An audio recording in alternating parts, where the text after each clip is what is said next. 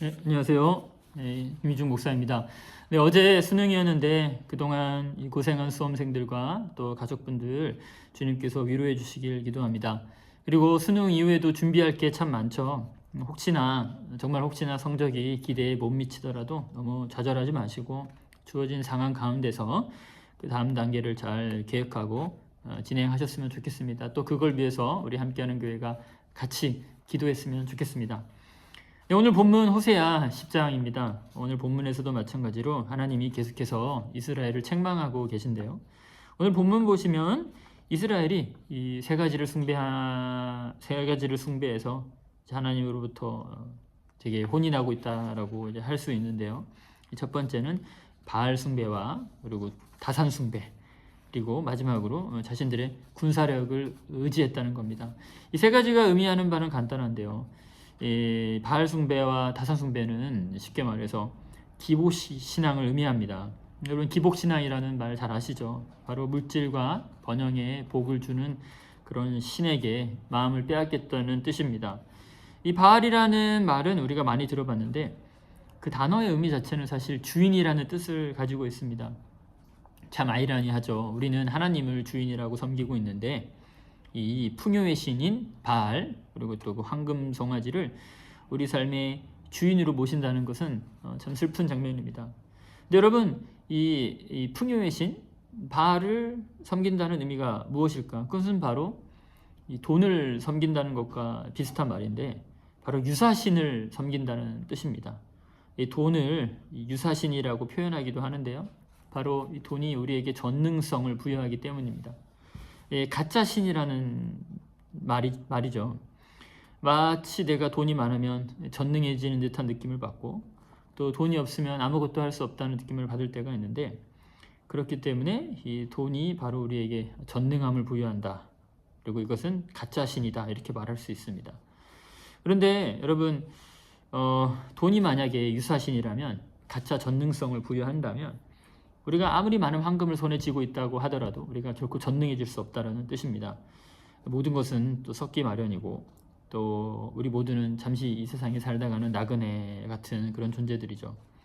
그래서 야훼 하나님을 주인으로 모시고 사는 그런 신앙인들의 신앙이 언제 빛이 나느냐?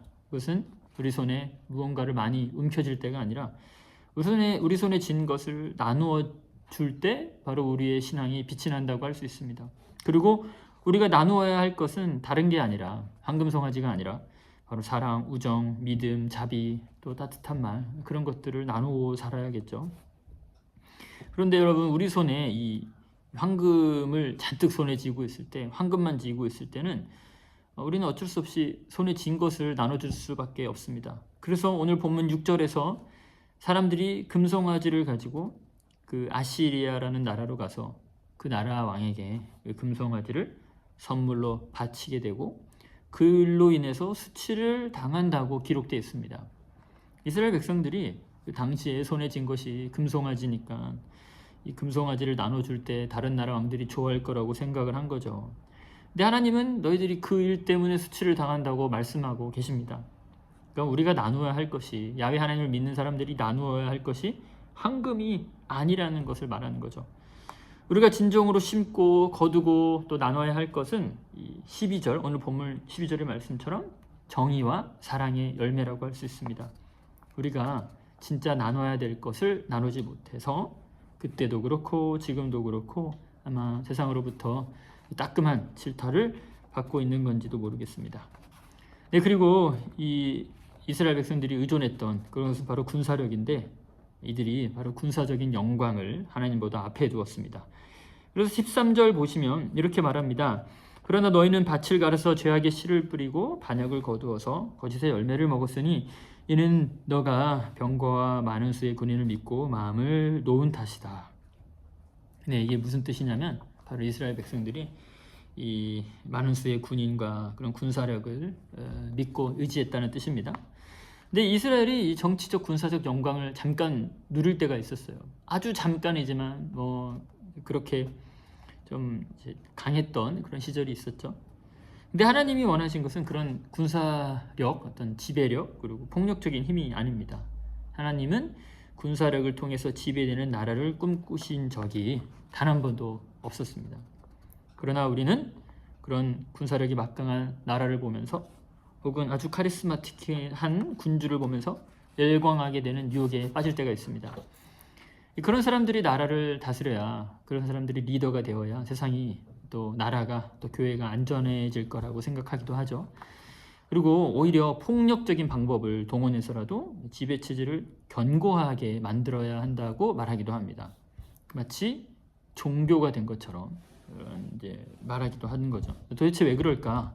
이 월터 윙크라는 신학자는 그의 책 사탄의 체제와 비폭력에서 권력과 폭력에 의해 형성된 억압적인 지배 구조는 다른 사람이 아니라 이 지배 체제가 만들어낸 신화일 뿐이라고 명명합니다. 쉽게 말해 폭력이 정당화되고 폭력을 지향하는 세상은 하나님이 바라신 세상이 아니라 이방 종교의 지배자들이 만들어낸 신화라는 겁니다. 그 신화에 노출된 우리도 모르는 사이에 이 폭력과 억압을 자연스러운 질서로 받아들이게 되는 거죠. 그리고 현대 사회에서도 폭력과 억압의 문화를 각인하는 방식은 아주 다양해서 우리가 어릴 때 읽은 동화책에서도 그리고 미디어나 또 정치 이데올로기를 통해서 그렇게 이 폭력과 억압의 체제가 더욱 견고해지고 그럴듯하게 만들고 있습니다. 그러는 사이에 가장 기뻐하는 존재는 하나님이 아니라 사탄이라고 월터 윙크는 말하고 있습니다. 그런데 하나님의 아들이자 하나님이신 예수님은 이런 폭력의 지배를 단호하게 거부하죠. 그리고 그런 폭력적 방법도 단호하게 거부하고 계십니다. 예수님은 폭력에 맞서지 않고, 폭력에 폭력으로 맞서지 않고 비폭력으로 이 체제에 저항을 했습니다. 그래서 예수님의 가르침에 나오는 오른밤을 돌려대라, 속옷을 달라 하면 겉옷까지 주어라, 억지로 오리를 가게 하거든 심리를 가라 등의 명령은 모두 이 폭력적 체제에 저항하면서도 폭력을 사용하지 않는 비폭력적 행동을 나타내는 대표적인 구절이라고 할 수 있습니다. 그리고 이는 단순히 폭력을 거부하는 소극적인 대응이 아니라 사랑과 연민으로 폭력을 무력화시키는 적극적인 힘이라고 할 수 있습니다. 이 비폭력을 통해서 그 폭력의 신화가 잘못되었다고 폭로하고 드러내면서 사랑과 연민으로만 세상을 변화시킬 수 있다라고 하는 아주 놀라운 저항이라고 할 수 있는 거죠. 이 남아공의 넬슨 만델라 대통령이 27년간 이 로브인 아일랜드라는 섬에서 갇혀 지냈습니다. 그리고 27년 만에 감옥에서 나와서 첫 흑인 대통령이 되었는데, 그때 그는 그 마음에 있던 그런 울분과 분노의 마음을 절대 폭력으로 대응하지 않았습니다. 그리고 사랑과 연민으로 백인, 흑인 너나 할 것 없이 모두 그 사람들을 품었습니다. 그래서 괜히 노벨 평화상을 받은 게 아니죠. 이 만델라 대통령이 자신의 자서전에서 이렇게 말한 적이 있습니다. 아무도 태어날 때부터 피부색이나 출신, 종교 때문에 다른 사람을 미워하지 않습니다. 사람들이 어쩔 수 없이 미워하는 법을 또 배워야 하고, 만약 미움을 배울 수 있다면 마찬가지로 사랑도 배울 수 있습니다. 그리고 사랑이 본래 인간의 마음에 더 자연스럽다고 할 수 있습니다. 이런 식의 말을 했는데요. 참 멋진 말이죠. 우리 함께하는 교회 성도님들도 우리 마음속에서 그런 사랑하는 그런 법을, 미워하는 법보다 사람들을 사랑하는 법을 더 배우고 그 마음을 더 우리 안에서 이렇게 키워갔으면 좋겠습니다. 사실 그런 게 더 자연스러운 거죠.